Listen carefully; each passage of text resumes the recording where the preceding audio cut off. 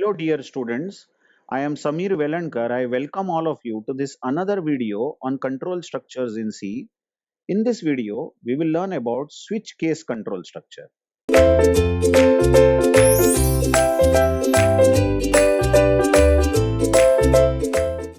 Actually, switch case control structure, is a replacement to if else. So, in case you don't like, for some reason, if you don't like to write if else, instead of if else you can write switch case, but not always. Switch case has some disadvantages or some shortcomings, so it is not so powerful that we will learn later, but right now you understand that it is simple replacement to if else. So what I thought is, before we read this all whatever is written in black here, if we can see an exercise straight away, it will be good. Now here in the exercise I have written a nested if else. Check the nested if else I have written. The nested if else written over here is, if p is equal to 1, where p is some variable, and we are asking, is this variable p having a value 1? If it is 1, then execute a statement A. You imagine A is some statement, okay? Some printf or any statement, but I have labeled that statement as A. But if p is not 1, then go to else and check the another if. So the second if will be tested only if the first if is false. And if the value of the variable p is 2, then execute B. Otherwise, go to the third if, check if it is 3, then execute C. But if p is neither 1 nor 2 nor 3, if it is none of this, then you know that this last else will run, and last else has no other option but to execute D. So the statement D will run if p is anything other than 1, 2 or 3. So you know this all about this nested if else. We have seen it in the previous video. Now suppose instead of this nested if, you want to write switch case, so that the same work is done as done by nested if. Then switch case is written as follows. Check the grammar also and it's working. Switch statement, switch word is always followed by bracket. And in the bracket, you always write expression. Remember, it's not a Boolean expression. Any expression you can write, math expression, any expression. But then I am going to write P here. Now you see what is the technique used here is, in the bracket of the switch, you write that variable which is supposed to be compared with a value. Now you see the if here. Check the if. Which variable are we comparing in the if? We are comparing P. P with 1, P with 2, P with 3. In the switch statement of the bracket here, we will simply give the variable which is under consideration. Now switch is always followed by braces, always. If you write switch, you have to give braces, and after the brace there is one reserved word called case. This word has to be written, and now this case word is followed by the value with which you want to compare this variable P. Now watch, you have written this switch, then you have written P, and after the word case you write the value with which you want to compare P. So it seems you are asking nothing but you are asking, is the value of P, is this P equal to 1, like that. So this word case, internally is actually taken as equal to equal to. This is nothing but equal to equal to. Dramatic, isn't it? We read this as case, but internally C or C++ takes this as equal to. So what do you have? You are checking, is P written in the bracket here, is P equal to 1? And after this, okay, I'll just erase this equal to. After this 1, that is case 1, you write colon character. It's there in the grammar, colon, and then you write the sentence which you want to execute if P is 1. So as you see in the original if P is 1, you want to execute A. That's what you have exactly written. If P is 1, you want to run A. But then there is one special word which comes here, special sentence called break. Now break is given with every case, but it is optional. You may or may not give break. Well, in this example, we are giving break for every case. Don't worry, we will see how it works. Okay, after case, We will write case 1. After case 1, we'll write case 2. Now, how do you read this? Case 2 colon.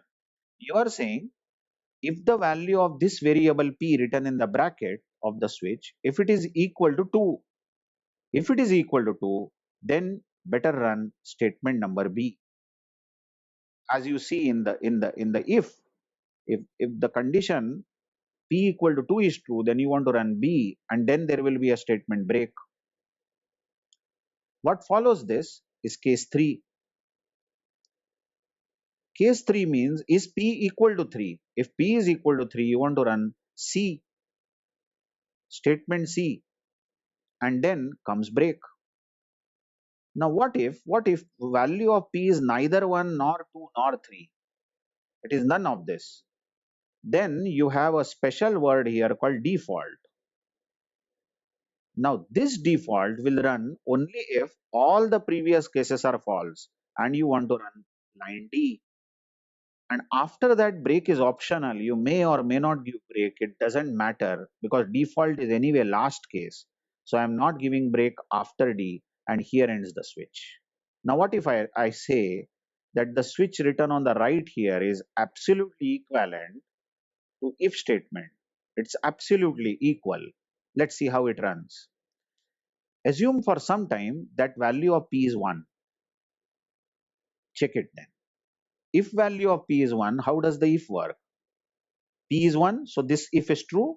The very first if is true where the cursor is hovering.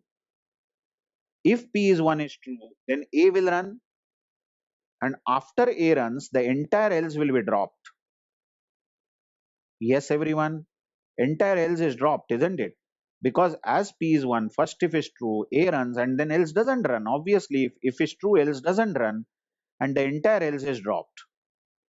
So what happens in the switch here? Let's see. If P is 1, then case 1 is true now, isn't it? Because P is 1, case 1 is true, so it will run a statement A, and then break runs. Now what break is going to do is, break is simply going to take the control or throw the control out of switch. So control will come out of switch after the switch. And that's what we wanted. If P is 1, then it should run the statement A and simply pull the control out of switch using the break statement. But listen, in switch, break statement has to be given, isn't it? If you don't give break, what will happen? I'll tell you after some time or in the next video, maybe. But break will simply pull the control out of the switch. Let's see again. Suppose P is not 1, P is 2. Then you know how this if runs. First, if will check is P 1, which is false. So it will go to else. And then it will check, okay, P is not 1. So is it 2? Yes, it is true. So statement B will run, and after statement B, the remaining else will be dropped, isn't it? Simply not execute. So how is this switch running then? Now P value of P is 2, isn't it? So if P is 2, so case 2 is true, isn't it? Because P is 2. So statement B runs, and after that break will simply pull the control out of remaining switch. So the next line written after the switch will run. I guess you are following it. Now, what if P is 4? Come on. If P is 4, everybody knows that D runs, isn't it? Check. P equal to 1 is false. So else if P equal to 2 is false. So else if P equal to 3 is false. So D runs. The last else executes. Now, in the case of switch, if P is 4, imagine P is 4, then case 1 is false. So A doesn't run. Case 2 is false. So B doesn't run. Case 3 is false. So C doesn't run. Then ultimately the control reaches default. And if default runs, then D runs, isn't it? And after D runs, obviously the next line is end of switch. So that is why there is no need of giving break after D. It will be very silly to give break after D. Because anyway, if default runs, it is the last statement. So the control will automatically come down, isn't it? So what's the sense in giving break after the default? Okay. Now have a look at the grammar. Anyway, we have now understood how to write switch, but before we close this discussion, let's see the grammar of the switch, which is written on the left hand side over here. You can see that switch is followed by bracket, and in the bracket you write expression. Expression can be anything, a simple variable like p, or maybe some math expression can be written.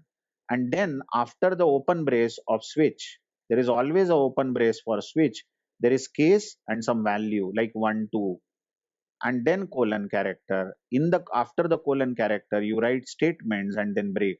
You can write any number of such cases, value 2, value 3, value n, and typically the last case is the default case, isn't it? And that ends the switch. More examples we may see in the next video. Thank you very much.